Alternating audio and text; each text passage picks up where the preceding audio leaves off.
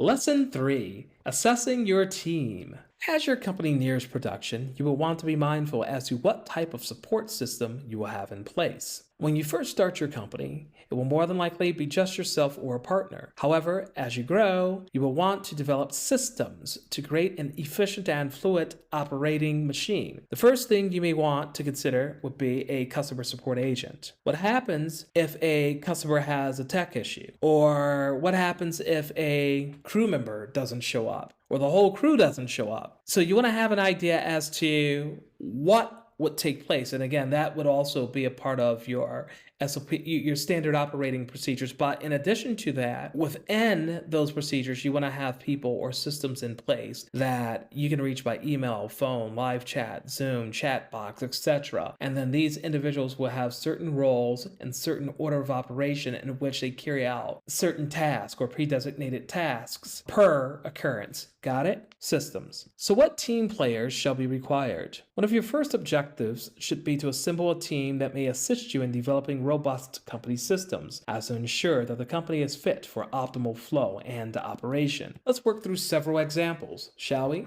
Number 1 would be a small landscaping team. At least 3 guys to mow. You may have, someone who answers the phone and books appointments, perhaps handles the customer complaints, and then shifts that to an assistant. As a company establishes more accounts, you will have to, you may not want to, but you will have to add more workers. Let's assume that 2 to 3 people are required per half an acre of lawn, okay? So based upon demand, you would determine how many workers are required for biweekly customers. The more customers, the fewer hours each person works. They may want more hours. So if you have a ton of customers and you have only, let's say, a handful of workers, they're going to be plenty busy. But if you increase the number of customers that you have without increasing the number of workers, well, you take on risk. And that risk is no-shows because they're working 10 and 12-hour days. So just keep that in mind. So many people may complain, hey, look, you hired all these new people and now I don't have 10 or 12-hour work days. I liked the money, which is great, but the more pressure you put on these guys, or the more they began to think you are overworking them or that you need them, people can flake, and people also get exhausted. They get tired. So even if they are a hard worker, like most people, and they don't call off every 15 minutes, you have to be mindful that they're going to need some downtime, whether they know it or not. And of course, quality time with their spouse or their family, maybe a vacation. So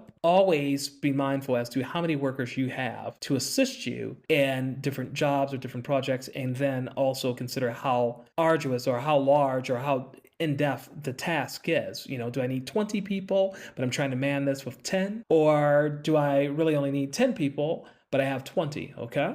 So let's do a full-scale assessment. So suppose we have 50 bi-weekly customers. The average lot size is between 1/4 to 1/2 acre lot. And each guy works on average, let's say 5 days per week. So assume we have the customers split up, so if it's bi-weekly, we have 25 customers one week and the other 25 customers the other week. Now we know it never happens that way, but we're going to do 25 one week, 25 the next week. Okay. So that is about 5 jobs per day. Okay. 5 days a week. So suppose each job takes about an hour and a half on average and 30 minutes to drive to the next job. And again, this would be complete landscaping. So not just the quick lawnmower and like 15 minutes and, the guys do nothing else and they leave grass everywhere and don't clean up. I mean, full scale. These guys are going to get out there and they're going to kick butt. So they're in your lawn for at least an hour and a half. It's going to take 30 minutes to drive to the next destination. Even if it's not far, to load up the equipment, put it back out. Someone needs to grab a sandwich. You need to gas up the equipment,